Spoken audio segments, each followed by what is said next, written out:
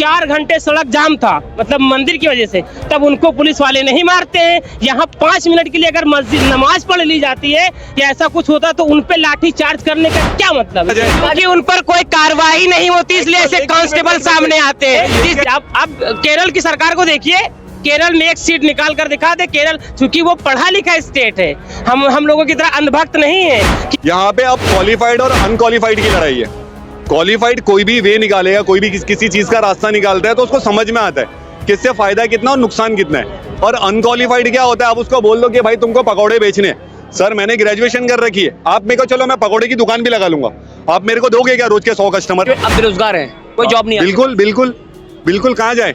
अगर गवर्नमेंट को आप बोलो, अगर बच्चे स्टूडेंट युवा प्रोटेस्ट करते आप उन पे लाठियां चार्ज करवा देते हो तो वो किनके पास जाएंगे? जो है दिल्ली के इंटरलॉक में जो मामला सामने आया है नमाजियों के साथ, वो शर्मसार है, ये बहुत शर्मसार है। मैं आपको बता दूं, मैं हिंदू भाई, मुझे अभी भी मंदिर ले चलिए, मैं मंदिर चलूंगा, पूजा कर लूंगा, मुझे कोई दिक्कत नहीं है हिंदू मुस्लिम से। लेकिन 4 नमाजी अगर रोड पे नमाज पढ़ते तो आप उनको लात मारते हैं, लाठी मारते हैं। मैं मुस्लिम हूँ, मुझे मंदिर ले चलिए, मैं भी पूजा करके आऊंगा।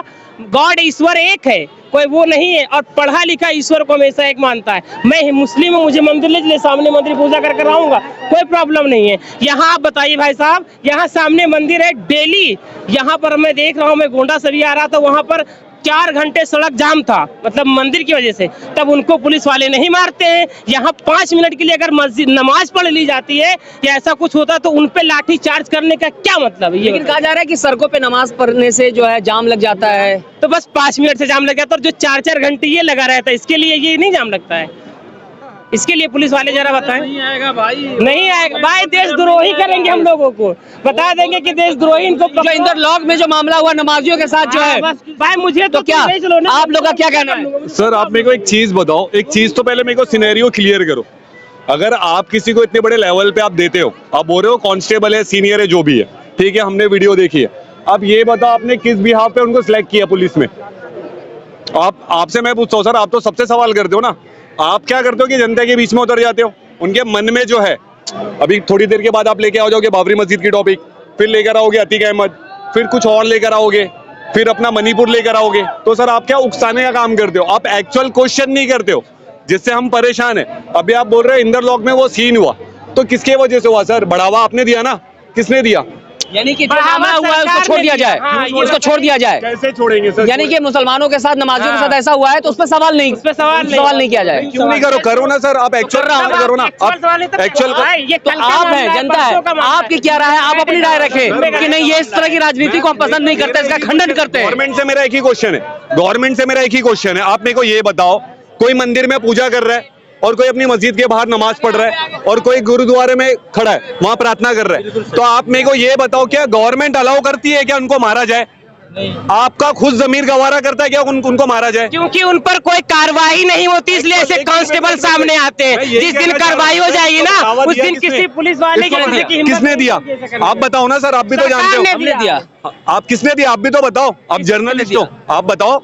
आपने दिया तो आप बताइए ना, आपसे जाना तो जनता क्या सोचती है? जनता के मन में क्या है कि जनता जब जो हमारे जो पब्लिक शेर चीता ही कहते हैं, जो पब्लिक सर्वेंट है, आप देखो वही यही चीज होती है, क्वालिफाइड और अनक्वालिफाइड में आपको पता चलेगा डिफरेंस। फालतू बकवास मत समझ रहे हो? बातें करो, फालतू गुमराह क्यों कर रहे हो?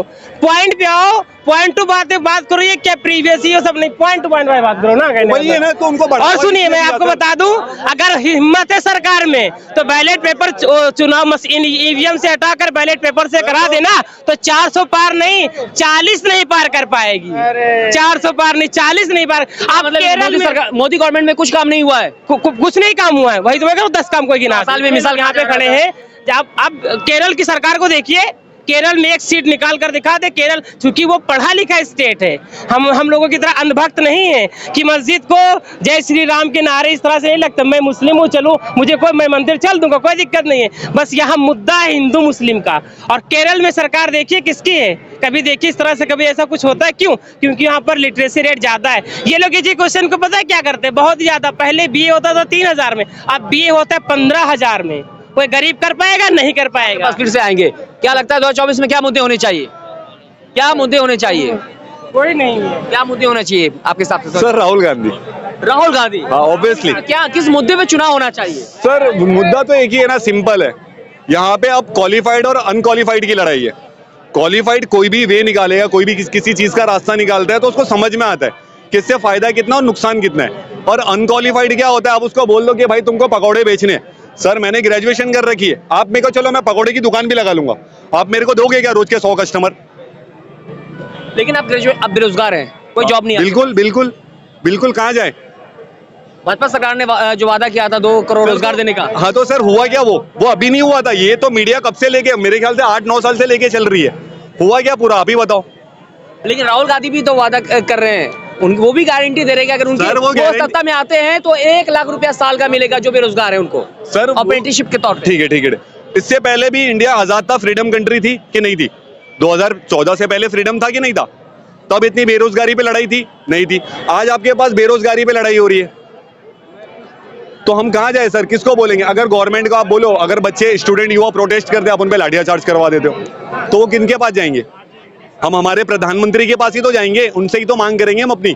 किससे मांग करेंगे सर? लेकिन जो किसान है उसे जो है बॉर्डर पे बैठे हुए हैं, अपनी मांगों को लेकर के दिल्ली आना चाह रहे हैं, लेकिन उनको रोकने के लिए जो नुकीले तार लगा दिए गए, कीलें ठोक दी गई, बैरिकेड्स लगा दिए गए हैं, तो क्या लगता है वो हमारे देश के किसान नहीं है? सर सबसे पहली बात तो आप उनको किसान मत बोलो, वो हमारे अन्नदाता हैं। अच्छा, अन्नदाता हैं, राइट?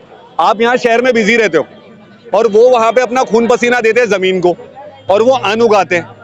अगर वो अपना खून पसीना देना बंद कर दे तो आप मेरे को बताओ, लाल किले की जमीन पे आप पूरी दिल्ली का अनाज उगा सकते हो क्या पेट भरने के लिए? नहीं उगा सकते हो ना सर। तो पहली बात तो उनको रिस्पेक्ट दो, और उनकी जो भी डिमांड है, जो भी बात है, आप उनसे बैठ के सॉल्व करो ना इस तरीके से। अच्छा, सबसे कॉमन सी चीज है, क्या युद्ध किसी चीज का हल निकाल सकता है? क्या लड़ाई झगड़ा किसी चीज का हल निकाल सकता है? नहीं। तो सर उनको वही नजर से देखो ना, जैसे आप हो, जैसे और लोग आपको नजर आते हैं, वो भी वैसी है, वो भी हमारे, कोई पराये थोड़ी ना है सर। आप उनसे एक बार बैठ के बात कर लो। क्या लगता है देश में महंगाई बेरोजगारी है? अरे महंगाई भी है तो तरक्की भी देश कर रहा है। महंगाई भी है तो तरक्की कर रहा है। हाँ जी। सुन तो लो, आ जाओ यार। आप कह रहे बेरोजगारी है, महंगाई है, कह रहे अगर महंगाई है तो तरक्की भी कर रहा है देश। 50,000 रुपए का फोन है, लाख रुपए का फोन है, और अब से 20 साल पीछे चले जाओ, बटन वाला भी फोन नहीं, फोन था सबके पास। देखिए देश विकास कर रहा था, अभी तो सभी के पास जो है 50-50 हजार का मोबाइल है। देखिए अच्छा सर, इनका बोलने का मतलब है, एक मिनट, इनका बोलने का मतलब है कि एंड्रॉइड फोन 2014 के बाद लॉन्च हुआ है, इससे पहले उन्होंने देखा ही नहीं। पूछो जरा उनसे। एंड्रॉइड फोन जो है इससे पहले कब लॉन्च हुआ है, कब आया मार्केट में? अरे पहले जो थे 5% थे, इनके बच्चे अब 10%, ये पूछो। 50% फोन बढ़ गया है। अब बढ़ गया, पहले कम था, लेकिन अब जो है एंड्रॉइड आम हो गया है। सर मैं क्या पूछ रहा हूँ, अच्छा, क्या लगता है क्या विकास हुआ है 10 साल में? अरे विकास तो बदलाव होना चाहिए। अब यहाँ क्या था, आप खड़े हो या क्या था? टूटी फूटी सड़क थी। आगे आओ सर, आगे आओ। अब यहाँ बैठने के लिए आराम से, जो बैठने के लिए सीट टूटी फूटी सड़क थी, अब जो बैठने के लिए यहाँ पे आपको जो देखिए। तो सर ये किससे बनता है? गवर्नमेंट अपने जेब से बना के देती है आपको कोई भी चीज। क्या रास्ता नहीं निकल जाएगा पहले? सर रास्ता जो बन रहा है, फ्लाईओवर बन रहा है, बहुत अच्छी बात है। हमारी कंट्री डेवलपमेंट की तरफ बढ़ रही है, हम बहुत खुश हैं। हम तो और डेवलपमेंट की तरफ बढ़ेंगे। पर आप ये बता दो मेरे को कि ये जो रोडों का कंस्ट्रक्शन होता है, क्या गवर्नमेंट की जेब से होता है क्या? हमारी जेब से होता है। हम लोग सर हम तो दूध, दही, चावल, नमक सब पे टैक्स दे रहे हैं। टैक्स पे किया। अब लगता है देश, हमारे देश की कोई भी ऐसे नेता है जो जनता की बात, जनता का मुद्दा उठाता हो? सर मैं बोलूं, मेरा भले यहाँ पे लोगों को बीजेपी से प्रॉब्लम होगी और मुझे नहीं है, लेकिन बीजेपी के अंदर मेरे एक आइडल है जो मैं जिनको मानता हूँ, वो नितिन गडकरी। सर उनका नाम नहीं बोलता, पूरे इंडिया में काम बोलता उनका। और वो पहले ऐसे नेता इंडिया के जो कहते हैं कि मेरे पास पैसे की कमी नहीं है, मेरे को काम दिखाओ आगे। तो सर ऐसे नेता को हम चाहते हैं कि हमारे देश का प्रधानमंत्री हो। यानी कि भाजपा में जो अच्छे नेता है उसकी आप तारीफ भी करते हैं? बिल्कुल। लेकिन चाहते हैं कि राहुल गांधी आए?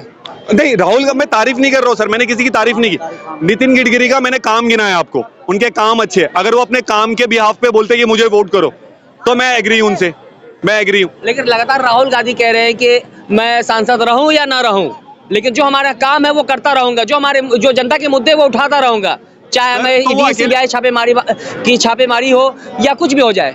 सर वो अकेला थोड़ी ना जनता की आवाज उठा रहे, वो उनके मतलब एक टाइम से चालू है। उनका जो घर परिवार, उनके देखो, उनकी मदर ने इतना बड़ा हादसा हुआ, उनके मेरे ख्याल से फादर है वो, उनके साथ हादसा हुआ, तो उनका घर तो पहले से कुर्बान होते हुए आ रहा है।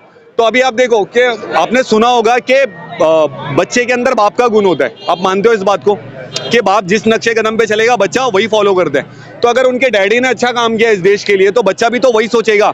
और उनको अगर लगेगा कि आपको कुछ प्रॉब्लम हो रही है तो हम तो उनके अपने हैं ना, वो तो अपना मान रहे तभी तो बोल रहे हैं, नहीं तो इस दुनिया में किससे क्या लेना देना। अब बताओ। आप मानते हैं राजीव गांधी ने देश के लिए आप खुद को कुर्बान कर दिया? बिल्कुल किया सर, बिल्कुल किया। लेकिन कांग्रेस पे या राहुल गांधी की बात की जाए तो उन पे आरोप लगता है कि भाई परिवारवाद का आरोप लगता है। तो सर ऐसे तो बीजेपी में भी गिना सकते हो आप, नहीं है उसमें? आप बोलो ना सर, नहीं है क्या उसमें? है क्या नहीं है सर? मेरे को आपसे जवाब चाहिए। इसमें बहुत सारे नेता है जिसमें है ना सर। तो जब खुद के प्लेट में छेद है सर तो दूसरे की प्लेट मत देखो ना। और इंडिया को जो इतना डेवलपमेंट किया इससे पहले था क्या? कांग्रेस नहीं थी कि आप बोलते हो करप्टेड पार्टी, आप डायरेक्टली बोलते हो कि ऐसा है वैसा है, लेकिन सर यहां तक लाने वाली भी तो कांग्रेस है इंडिया को। हमने 2014 में ही देख लिया था मेट्रो सर, 2015 में नहीं देखा हमने, 2013 में हमने एम्स देख लिया, उससे पहले मतलब बाद में नहीं देखा। और हम स्कूल गए, कॉलेज गए, डिग्री लिया हमने, तो हमने 2000 बाद के नहीं ली सर, पहले से ही ली। और जितने भी बीजेपी मेरे को सर किसी से लेना देना नहीं, जो ट्रोल करते एक दूसरे को कि ऐसा क्यों वैसा क्यों, तो सर कांग्रेस ने देश के लिए बहुत किया है। हाँ, अब चॉइस है पब्लिक की, वो जिसको देखना चाहे, जिससे अपना अच्छा काम करवाना चाहे, तो मैं उनको तो नहीं मना कर सकता, है ना।